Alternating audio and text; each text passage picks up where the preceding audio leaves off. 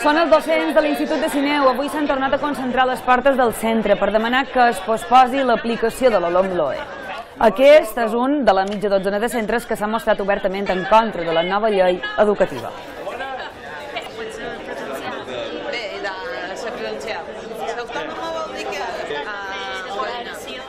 Els docents diuen que la nova llei educativa s'ha posat en marxa de manera precipitada i experimental. I això asseguren repercuteix negativament en la seva feina i també en la qualitat de l'ensenyament i l'aprenentatge dels alumnes. El sentit comú seria, al igual que s'ha fet en altres aplicacions de lleis educatives, és anem a preparar-nos bé, anem a fer-ho així com toca, anem a saber que tothom sàpiga el que ha de fer i quines són les regles del joc i després anem a aplicar-ho. No anem a anar improvisant sobre la marxa normativa i aplicació d'aquesta normativa. Això no té sentit. I per nosaltres a l'educació ha d'imperar una cosa que s'anomena sentit comú. I els experiments no se fan amb persones. I és el que estem fent ara mateix amb aquesta llei educativa en els centres educatius.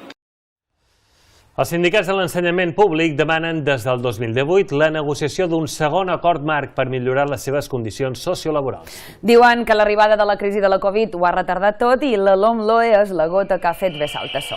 Els sindicats s'han manifestat fins a 3 vegades, la darrera a les portes del Parlament de les Illes per iniciar aquesta negociació. Volen, entre d'altres demandes, tenir reconeguda la carrera professional, demanen també una reducció de la jornada lectiva fins a les 18 hores entre els docents de secundària i la reducció de la burocràcia. Tenim horaris lectius altures. I algunes d'aquestes demandes són dins la proposta de segon acord marc sobre mesures sociolaborals i de polítiques educatives que Educació ha posat damunt la taula dels sindicats avui mateix, a la primera mesa sectorial d'aquest tema. La proposta recull 27 millores, entre les quals destaca la creació d'un complement de carrera professional, la convocatòria d'oposicions fins al 2027 o una baixada de ràtios del 10% en un termini de 4 anys. Els sindicats la valoren positivament, tot i que encara s'han d'acabar de perfilar els detalls en altres reunions que seran més específiques.